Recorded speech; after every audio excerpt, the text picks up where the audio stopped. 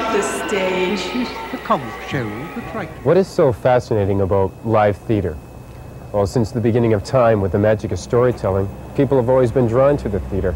My friends to mine enemies, and what's his reason? Yet with all the elements, the playwright, the director, lighting, sound, stage, you still need two essential ingredients to spark that magic. A nose, Master. Or does he swear it's a pumpkin? The first is the imagination of the audience, the willingness to believe that what happens at that moment is real. And the second is the actor, and his ability to touch the imagination and, like a magician, present an illusion of truth. Look into that pit and see every last detail, the joy of youth, faith, passion. To arrive at that moment of truth, time and time again, for the actor, means making a commitment to an art form with its own set of rules and principles. The actor's life becomes a journey of discovery involving discipline, dedication, and commitment. In this program, we take such a journey into the life of one man in Canadian theatre, Jack Medhurst. This delivery is but sick and green, a number At the ready. pressed in same weapons, Grab hold. such.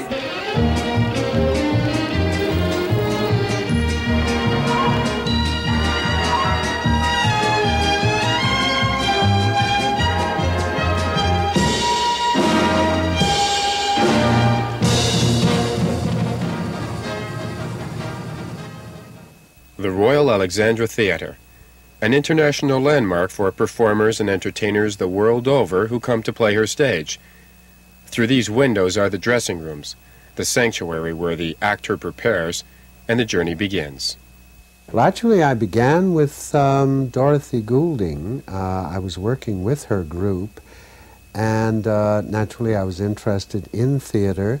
So I saved up my allowance of 5 cents a week until I had a quarter plus car fare, and I went down to the Royal Alexandra to see Blossom Time, a musical. Thinking back, it was about a 10th-rate production, but I used to sit in the second balcony, in the gods, as they call it, and I was quite intrigued. And the following week, they were doing Stage Door.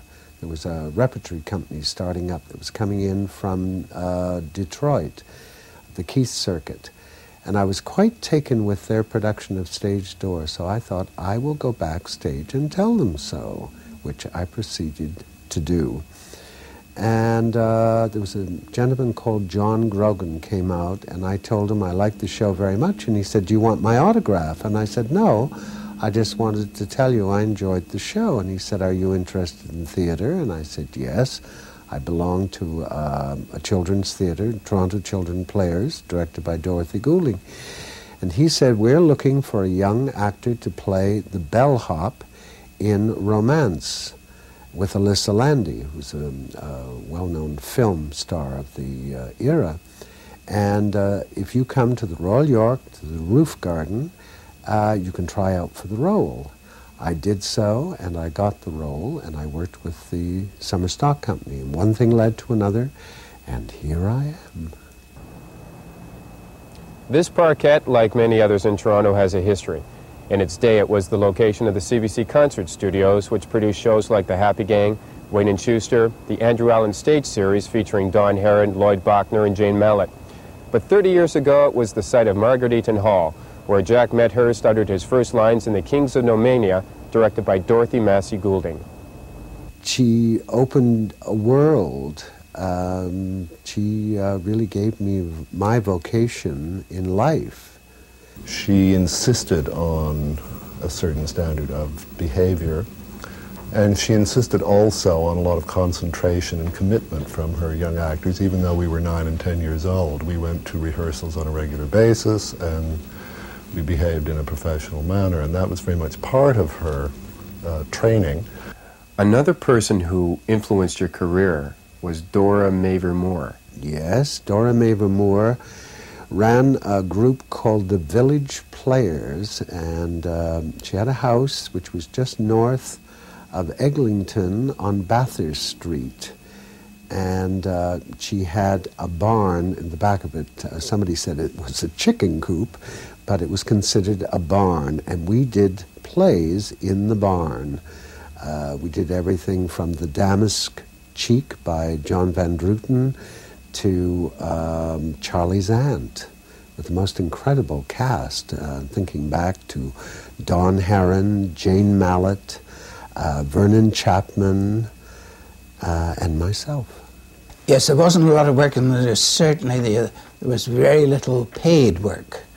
Even the professional companies like Dora's New Play Society did not pay a great deal, but they did give an outlet for some extraordinary talents. People like Dawn Herron and Jane Mallet, and Lorne Green was in it, and they were all quite wonderful talents.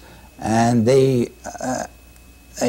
you don't judge an actor by how much he earns, you judge him by his talent. The guy's a pro, you know, and he was a pro in Canada when there were very few pros, when to earn a living as a professional actor was almost an impossibility.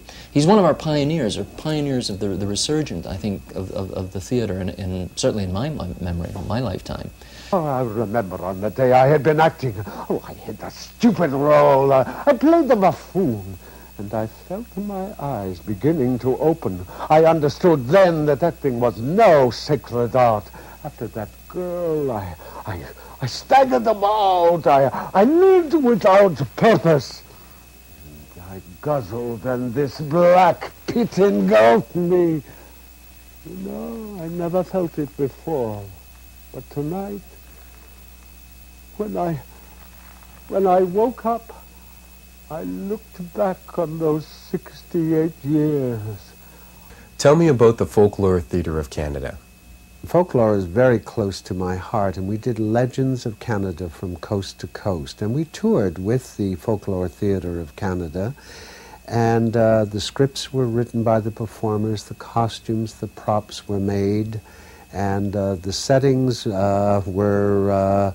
we had to travel in a large bus, and the only thing we could accommodate were ladders. So we had 14 gold ladders that could form everything from an igloo to a flying canoe. As far as the sets were concerned, our sets were minimal. Jack Medhurst's idea of a set was nothing elaborate. His idea in his teachings in the theater and on the stage was that the most important thing on that stage was the actor. It's been raining. There is thunder, lightning.